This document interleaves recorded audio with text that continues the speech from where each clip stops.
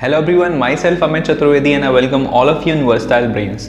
दोस्तों, जो IAS IPS success stories की जो सीरीज चल रही है उसमें बहुत सारे वीडियोस हम ऑलरेडी डिस्कस कर चुके हैं। अगर आपने वो वीडियोस नहीं देखे हैं तो प्लेलिस्ट में जाइए, उन वीडियोस को भी देखिए। ये उसी वीडियो सीरीज का अगला वीडियो है। दोस्तों, ये कहानियाँ हैं उन लोगों के बारे में जिन लोगों ने अपनी लाइफ में कई सारी प्रॉब्लम्स को फेस किया, लेकिन आखिरी में वे जीते, और वे ऐसे जीते कि इस दुनिया में सभी के लिए एक उदाहरण बन गए। दोस्तों, इस कहानी में बोले गए हर एक वर्ड में इतना पावर है कि वो आपकी लाइफ को पूरी तरह से चेंज कर सकता है। तो इस वीडियो को ज़रूर आखिरी तक देखें। तो चलिए शुरू करते हैं।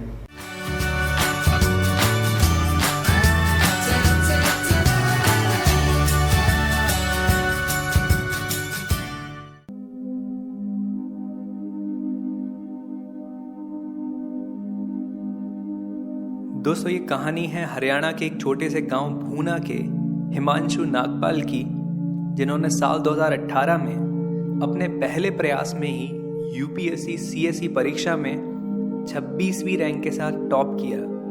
तो चलिए जानते हैं इनकी कहानी। UPSC परीक्षा पास करने वाले कई कैंडिडेट्स की कहानियां संघर्ष भरी होती हैं, लेकिन कुछ की जिंदगी में यह संघर्ष केवल पढ़ाई और तैयारी से संबंधित नहीं होता, बल्कि और भी कई तरह के लॉस वे फेस करते हैं। बावजूद इसके वे हार नहीं मानते और विजेता बनकर निकलते हैं। ऐसी ही दर्द भरी कहानी है हरियाणा के हिमांशु की।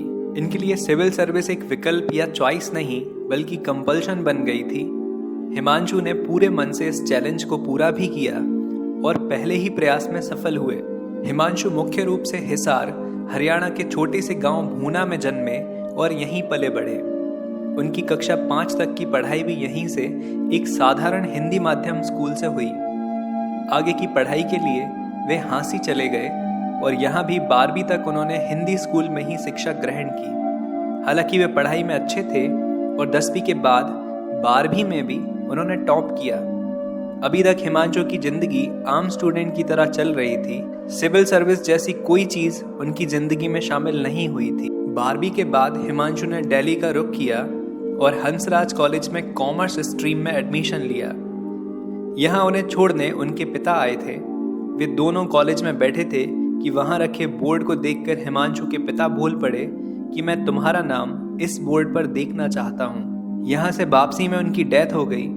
हिमांशु की दुनिया पूरी तरह हिल गई और पिता के कहे ये आखिरी शब्द उनके जीवन का मकसद बन गए। गांव से निकला एक लड़का जिसे ना इंग्लिश बोलनी आती है और ना ही शहर के बच्चों की तरह सलीकेदार है, कॉलेज में खूब परेशान हुआ। दूसरे बच्चों को देखकर हिमांशु के मन में अक्सर हीन भावना आती थी और वे क्लास में कोने में छिपकर बैठे रहते थे।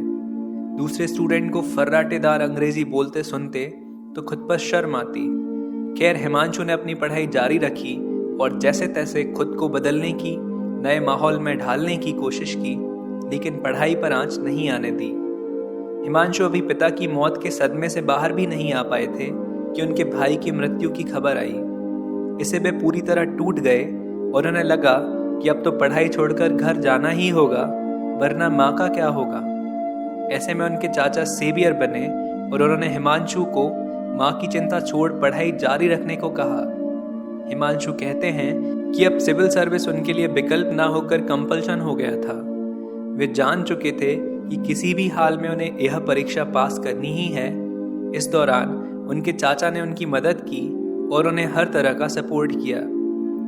दूसरे कैंडिडेट्स को समझाते हुए हिमांशु कहते हैं कि उनकी हालत तो ऐसी थी कि एक बार क्लास में उन्होंने पूछ दिया था कि MP और MLA में क्या फ़र्क होता है, तो सभी उनके ऊपर खूब हंसे थे। इस उदाहरण से हिमांशु यह बताना चाहते हैं कि ज़रूरी नहीं है कि सिविल सेवा पास करने वाले सभी स्टूडेंट हमेशा से ब्रिलियंट ही हों। उनके जैसे भी लोग होते हैं जो स्टेप बाय स्टेप चलकर यहाँ तक पहुँचते हैं। हालांकि हिमांशु यह कहने से भी नहीं चूकते कि ग्रेजुएशन का पीरियड किसी भी स्टूडेंट के लिए खुद को निखारने का और तैयारी करने का बेस्ट टाइम होता है, इसे ज़ाया ना करें। दूसरे UPSC स्टूडेंट को हिमांशु यही सलाह देते हैं कि अपने बैकग्राउंड को लेकर कभी खुद को कमतर ना समझें। हिंदी इंग्लिश से कोई फर्क नहीं पड़ता।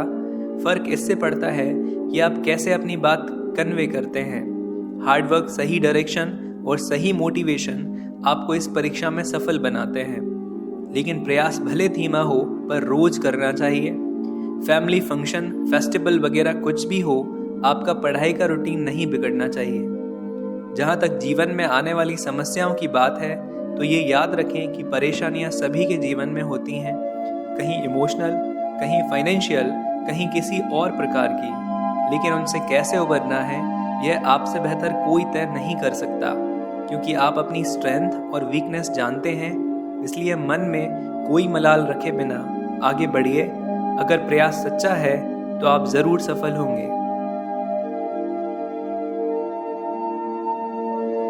आई होप कि ये वीडियो आपको पसंद आया होगा, आपने इस स्टोरी से काफ़ी कुछ सीखा होगा और ये स्टोरी में बोली गई सारी चीज़ें आपको कहीं ना कहीं अपने करियर में और अपनी लाइफ में हेल्प करेंगी।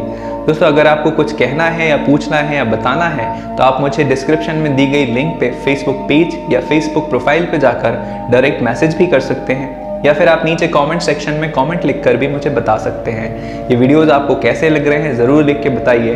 अगर आपने चैनल को सब्सक्राइब नहीं किया है तो please subscribe the channel and press the bell icon, ताकि आपको सारे वीडियोस टाइम टू टाइम मिलते रहें।